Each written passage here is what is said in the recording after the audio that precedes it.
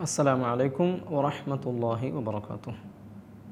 الحمد لله رب العالمين والصلاة والسلام على أشرف المرسلين وعلى آله وصحبه أجمعين أما بعد. اللهم صل على سيدنا محمد وعلى آل سيدنا ومولانا محمد. രഹ്ലത്തും മഅൽ ഖുർആൻ എന്ന പരിശുദ്ധ ഖുർആൻ പഠന പരമ്പരയിലെ പുതിയ എപ്പിസോഡിലേക്ക് എല്ലാവർക്കും സ്വാഗതം. ഇന്ന് നമ്മൾ ചർച്ച ചെയ്യുന്നത് സൂറത്തുൽ ഫീലിലെ ബാക്കി വെച്ച അല്പം ഭാഗമാണ്. അതിൻ്റെ ഖിറാഅത്തും തജ്വീദിൻ്റെ ഹുക്കുമുകളുമാണ് ഇന്ന് നമ്മൾ സംസാരിക്കുന്നത്.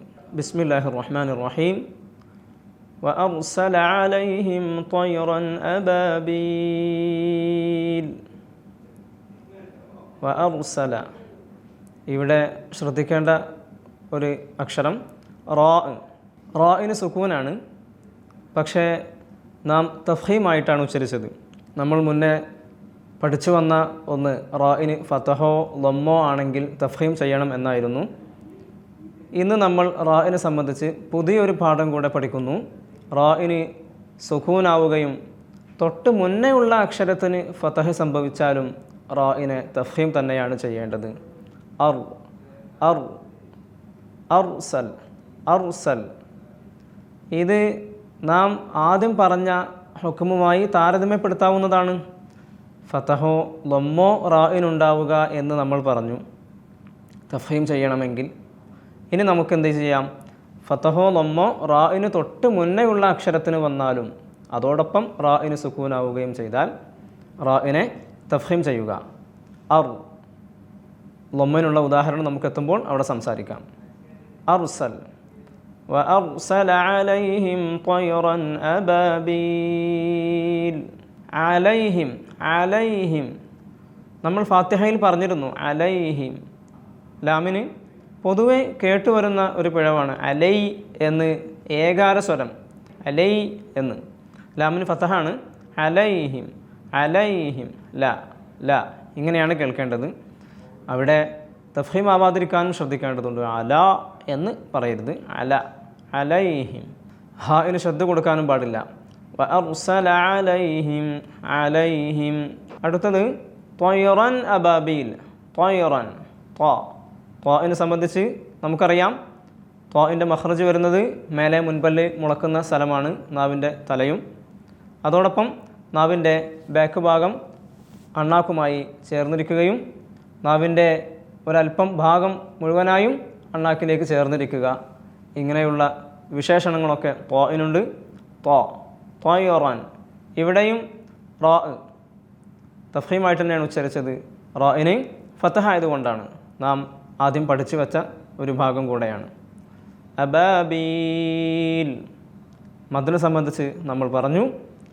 മദ്ദക്ഷരമായ യാ അവസാനം ലാമിന് നാം വഖഫ് ചെയ്യുമ്പോൾ സുക്കൂനായിട്ട് വഖഫ് ചെയ്യേണ്ടി വന്നതുകൊണ്ട് മദ് ആരിളാണ്. 3 അലിഫിൻ്റെ ഖദറാണ് അത് നീട്ടൽ ഉത്തമം. ഇവിടെ മറ്റൊരു ഹുക്മും കൂടെ നമുക്ക് ബാധകമാകുന്നുണ്ട്. സുക്കൂനായ നൂന് നമ്മൾ പറഞ്ഞു തൻവീൻ എന്നാൽ അത് സുക്കൂനായ നൂനിൻ്റെ മറ്റൊരു പതിപ്പാണ്. ഇങ്ങനെയുള്ള സുക്കൂനായ നൂനിന് ശേഷം വരുന്ന അക്ഷരങ്ങളെ ആസ്പദമാക്കി നമ്മൾ 1-2 ഹുക്മുകളൊക്കെ പറഞ്ഞിരുന്നു. അതായത് ആ നൂനിന് ശേഷം, അതായത് തൻവീനോ നൂനോ രണ്ടും സുക്കൂനായ നൂന്, ആ സുക്കൂനായ നൂനിന് ശേഷം ലാമോ റാഓ സംഭവിച്ചാൽ ഇദ്ഗാമുൻ ബി ലാ ഗുന്നയാണ്. സുക്കൂനായ നൂനിനെ തൊട്ടടുത്ത ലാമോ റാഓ ആണെങ്കിൽ അതിലേക്ക് ചേർക്കുക, മണിക്കാതെ ഉച്ചരിക്കുക. ഇദ്ഗാമുൻ ബി ലാ ഗുന്ന. അതുപോലെ മറ്റൊരു ഹുക്മ നമ്മൾ പറഞ്ഞിരുന്നു, സുക്കൂനായ നൂന് തൊട്ടക്ഷരം ബാ വരികയാണെങ്കിൽ ഈ സുക്കൂനായ നൂനിനെ മീമാക്കി മറിക്കുകയും അല്പം മണിക്കുകയും ചെയ്യണം എന്ന്. അതിൻ്റെ പേര് ഇഖ്ലാബ് എന്നാണ് നമ്മൾ പറഞ്ഞിരുന്നത്. ഇന്ന് നമ്മൾ പറയുന്നത് സുക്കൂനായ നൂനിന് ശേഷം, സുക്കൂനായ നൂനെന്നാൽ തൻവീനും അതിലകപ്പെടും. ഇവ രണ്ടിനും ശേഷം വരുന്ന അക്ഷരം ഹൽക്കിൽ നിന്ന് പുറപ്പെടുന്ന അക്ഷരങ്ങളാണെങ്കിൽ, എന്ന് വെച്ചാൽ ഹൽക്കിൽ നിന്ന് പുറപ്പെടുന്ന അക്ഷരങ്ങൾ 6 എണ്ണമാണുള്ളത്. അവ ഏതെല്ലാം എന്ന് നമുക്ക് ആദ്യം ഒന്ന് നോക്കാം. 6 അക്ഷരങ്ങളും ഹൽക്കി എന്ന് പറഞ്ഞാൽ തൊണ്ടയിൽ നിന്ന് പുറപ്പെടുന്ന അക്ഷരങ്ങളാണ്. മുകൾ ഭാഗത്തുനിന്ന് 2 അക്ഷരങ്ങൾ, മധ്യഭാഗത്തുനിന്ന് 2 അക്ഷരങ്ങൾ, അങ്ങേ അറ്റം എന്ന് വച്ചാൽ തൊണ്ടയുടെ താഴ്ഭാഗം അവിടെ നിന്ന് പുറപ്പെടുന്നത് 2 അക്ഷരങ്ങൾ. ഇങ്ങനെയാണ് 6 അക്ഷരങ്ങളുള്ളത്. ഏറ്റവും താഴ്ഭാഗത്തു നിന്ന് പുറപ്പെടുന്നത് ഹംസ്, ഹ, അ, ഹ ഇങ്ങനെയുള്ള അക്ഷരങ്ങൾ. മധ്യഭാഗം നമുക്കെല്ലാവർക്കും അറിയാം ഐൻ, ഹ. പുള്ളിയില്ലാത്തതാണ് 2 അക്ഷരങ്ങളും ഐൻ, ഹ. ഏറ്റവും മുകൾ ഭാഗത്തു നിന്ന് പുറപ്പെടുന്ന അക്ഷരങ്ങൾ ഹോ, ഗോയിൻ, രണ്ടും ഓരോ പുള്ളി മുകളിലുള്ളത്. ഇങ്ങനെ 6 അക്ഷരങ്ങളാണ് ഹൽക്ക്, അതായത് തൊണ്ടയിൽ നിന്ന് പുറപ്പെടുന്നത്. ഈ അക്ഷരങ്ങൾ സുക്കൂനായ നൂനിന് തൊട്ട് ശേഷമായി സംഭവിക്കുകയാണെങ്കിൽ സുക്കൂനായ നൂനിനെ നാം വെളിവാക്കിയാണ് ഉച്ചരിക്കുക. എന്ന് വെച്ചാൽ ആ സുക്കൂനായ നൂനിനെ സുക്കൂനായ നൂനാക്കി തന്നെ പറയുകയും മണിക്കാതെ ഉച്ചരിക്കുകയും ചെയ്യുക എന്നർത്ഥം. നമ്മൾ ഫാത്തിഹയിൽ സൂചിപ്പിച്ചതാണ് അൻഅംത, അൻഅംത. അവിടെയും ഇതേ ഹുക്കുമാണ് വന്നത്, ഇദ്ഹാർ. അതേ ഹുക്കുമിൻ്റെ മറ്റൊരു രൂപമാണ് ത്വയ്റൻ അബാബീൽ, ത്വയ്റൻ അബാബീൽ. ത്വയ്ർ എന്ന റായിന് തൻവീൻ ഫതഹാണ്. നമ്മൾ പറഞ്ഞു തൻവീൻ എന്നാൽ സുക്കൂനായ നൂനാണ്. അപ്പോൾ ത്വയ്റൻ, തൊട്ടടുത്ത അക്ഷരം ഹംസാണ്, അബാബീലിലെ ഹംസ്. അവിടെ ഹംസ ആയതുകൊണ്ട് തൊട്ട് മുന്നേയുള്ള തൻവീനാകുന്ന സുക്കൂനായ നൂനിനെ നാം വെളിവാക്കി ഉച്ചരിച്ചു ത്വയ്റൻ അബാബീൽ. ത്വയ്റൻ അബാബീൽ എന്ന് പറയാൻ പാടില്ല, ത്വയ്റൻ അബാബീൽ. ആ തൻവീനിനെ എന്ന് വെച്ചാൽ സുക്കൂനായ നൂനിനെ അങ്ങനെ തന്നെ പറഞ്ഞ് വ്യക്തമായി പറഞ്ഞ് നേരെ ഓതിപ്പോയി എന്നർത്ഥം. ഇതിൻ്റെ പേരാണ് ഇദ്ഹാർ. സുക്കൂനായ നൂനിന് ശേഷം ഹൽക്കിൽ നിന്നും പുറപ്പെടുന്ന ഈ 6 അക്ഷരങ്ങൾ ഏതെങ്കിലും സംഭവിക്കുകയാണെങ്കിൽ ആ സുക്കൂനായ നൂനിനെ നാം വെളിവാക്കി ഉച്ചരിക്കുന്നു. ഇതാണ് ഇദ്ഹാർ. ഇദ്ഹാർ എന്നാൽ വ്യക്തമാക്കൽ അല്ലെങ്കിൽ വെളിവാക്കി ഉച്ചരിക്കൽ. അടുത്ത ഭാഗം തർമീഹിം ബിഹിജാറത്തിൻ മിൻ സിജ്ജീൽ. തർമീഹിം, ഇവിടെയും റായിന് തഫ്ഹീമായിട്ടാണ് ഉച്ചരിച്ചത്. അതായത് റായിന് സുക്കൂൻ, തൊട്ട് മുന്നേയുള്ള അക്ഷരത്തിന് ഫതഹ ആയതുകൊണ്ട് റായിനെ തഫ്ഹീമായി തന്നെ ഉച്ചരിച്ചു, വായ നിറച്ചുകൊണ്ട് ഉച്ചരിച്ചു. തർമീഹിം, തർമീഹിം. തൊട്ടടുത്ത കലിമത്ത് വരുന്നത് ബി ഹിജാറ, ബി ഹിജാറ എന്നതാണ്. തർമീഹിം ബി ഹിജാറ. ഇവിടെ ഒരു ഹുക്മ് ബാധകമാണ്, നമുക്ക് പിന്നീട് സംസാരിക്കാം. ഓതേണ്ടത് തർമീഹിം ബി ഹിജാറത്തിൻ മിൻ സിജ്ജീൽ. ആ മീമിന് ശേഷം ബ ആയതുകൊണ്ട് നമ്മളൊരൽപ്പം ചെറിയ ഒരു മണിക്കുന്ന ശബ്ദം വരും. ഓതേണ്ടത് ആ രൂപത്തിലാണ്. ബി ഹിജാറത്തിൻ മിൻ, ബി ഹിജാറത്തിൻ മിൻ എന്ന് കാണാം. ഇവിടെ ബി ഹിജാറത്തിൻ നമ്മൾ പറഞ്ഞ ഒരു നൂന് ഇവിടെ തായിലുണ്ട്, അതായത് തൻവീൻ എന്ന് വെച്ചാൽ സുക്കൂനായ നൂന്. ബി ഹിജാറത്തിൻ. തൊട്ടടുത്ത അക്ഷരം മീമാണ്. അപ്പോൾ നമുക്ക് സുക്കൂനായ നൂനിൻ്റെ മറ്റൊരു ഹുക്മ കൂടെ പഠിക്കാം. സുക്കൂനായ നൂനിന് ശേഷം, അതായത് തൻവീനിൻ്റെയോ സുക്കൂനായ നൂനിൻ്റെയോ ശേഷം എന്നർത്ഥം. നൂന്, വാവ്, മീമ്, യാ. ഒറ്റ വാക്കിൽ പറഞ്ഞാൽ നൗമി എന്നതിലെ ഏതെങ്കിലും അക്ഷരം ചേർന്ന് വരികയാണെങ്കിൽ, തൊട്ടടുത്ത കലിമത്തിലായി വരികയാണെങ്കിൽ നാം ഈ സുക്കൂനായ നൂനിനെ ആ വന്ന അക്ഷരത്തിലേക്ക് ചേർത്ത് മണിച്ചു കൊണ്ടുച്ചരിക്കും. നമ്മൾ ആദ്യം പറഞ്ഞു വച്ച ഇദ്ഗാമുൻ ബി ലാ ഗുന്ന, ചേർക്കുകയും മണിക്കാതെയും ഓതുക എന്ന് നമ്മൾ പറഞ്ഞല്ലോ. അതിൻ്റെ നേർ വിപരീതം ചേർക്കുകയും മണിക്കുകയും ചെയ്യുക.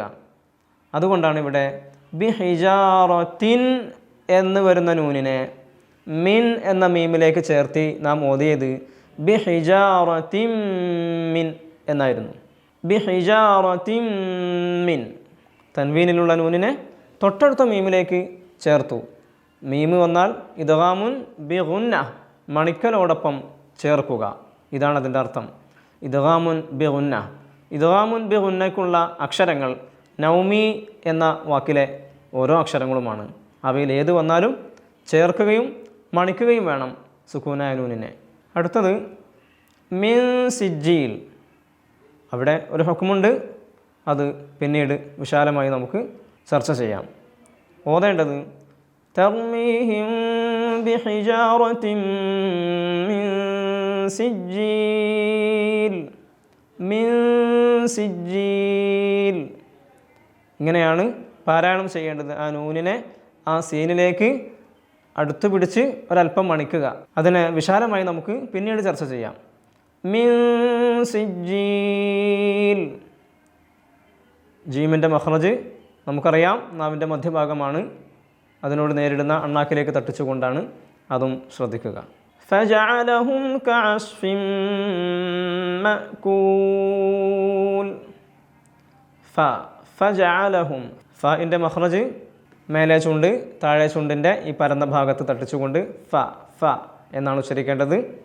അതല്ലാതെയും ഉച്ചരിക്കാനൊക്കെ കഴിയും. എങ്കിലും മഖ്റജിൽ നിന്ന് മാറിക്കഴിഞ്ഞാൽ അത് അക്ഷരത്തിന് ഒരു പോരായ്മയാണ്. പരിശുദ്ധ ഖുർആനിൽ ഒരു ചെറിയ ഒരു നുഖ്സാനിയത്താണ്, ഒരു കുറവാണ്, നാം ശ്രദ്ധിക്കേണ്ടതുണ്ട്. തൊട്ടടുത്ത അക്ഷരം ജീമാണ്.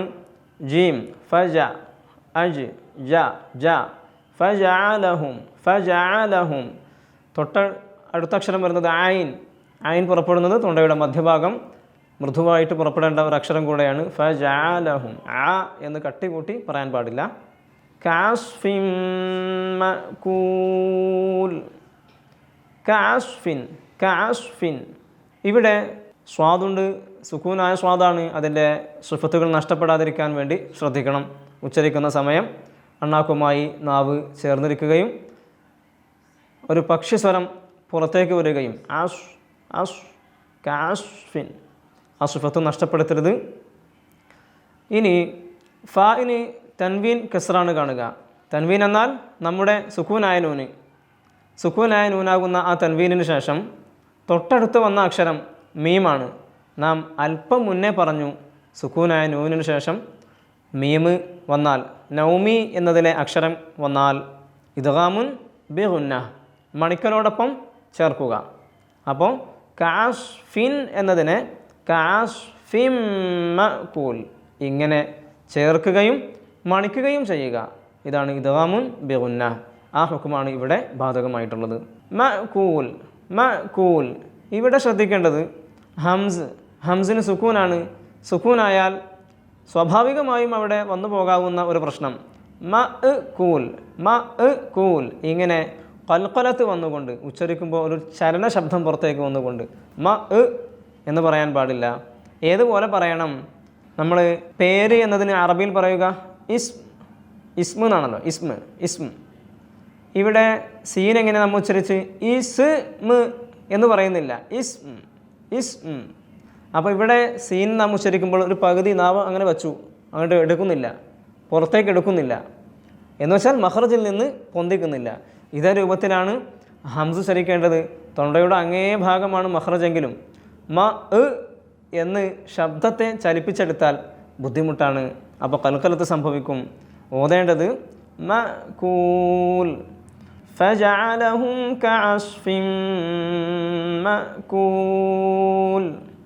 മഅകൂൽ എന്ന് പറയുന്നില്ല. അത് പ്രത്യേകം ശ്രദ്ധിക്കണം. ഖുർആനിൽ പല സന്ദർഭങ്ങളിലും ഇങ്ങനെ ഹംസക്ക് സുക്കൂനായി വരുന്ന ഭാഗങ്ങളുണ്ട്. മുഴുവനും ഇതേ രൂപത്തിൽ തന്നെയാണ് പാരായണം ചെയ്യേണ്ടത്. പ്രത്യേകം ശ്രദ്ധിക്കുകയും ചെയ്യുക. അപ്പോൾ ഇന്ന് നാം പഠിച്ചു വെച്ച സുക്കൂനായ നൂനിൻ്റെ ഹുക്കുമുകൾ രണ്ടെണ്ണമാണ്. ഒന്ന് ഇദ്ഹാർ, അതായത് സുക്കൂനായ നൂനിന് ശേഷം ഇനി മുതൽ എപ്പോൾ സുക്കൂനായ നൂനെന്ന് പറഞ്ഞാലും അതോടൊപ്പം നിങ്ങൾ കൂട്ടി വായിക്കേണ്ടത് തൻവീനും അതിൻ്റെ ബാക്കിൽ തന്നെ ഉണ്ട് എന്ന് മനസ്സിലാക്കണം. അപ്പോൾ സുക്കൂനായ നൂനിന് ശേഷം ഹൽക്കിൽ നിന്നും പുറപ്പെടുന്ന 6 അക്ഷരങ്ങൾ ഹംസ് ഹ, ഐൻ ഹ, ഗൈൻ ഹ, ഇവ 6ൽപ്പെട്ട ഏതെങ്കിലും ഒന്ന് തൊട്ടടുത്ത അക്ഷരമായി വരികയാണെങ്കിൽ ഈ സുക്കൂനായ നൂനിനെ നാം വെളിവാക്കിയിട്ടാണ് ഉച്ചരിക്കുക. അതാണ് ഒരു ഹുക്മ് നമ്മൾ പറഞ്ഞത്. ഉദാഹരണമായി വന്നിട്ടുള്ളത് ത്വയ്റൻ അബാബീൽ, ത്വയ്റൻ എന്ന് വെളിവാക്കിയിട്ടാണ് നാം ഓതിയത്. സൂറത്തുൽ ഫാത്തിഹയിലും ഇതേ ഹുക്മുണ്ട്. സുക്കൂനായ നൂനിന് ശേഷം ആയിന് വന്നതിന് ഉദാഹരണമാണ് അവിടെ ഉള്ളത്. അൻഅംത, അൻഅംത.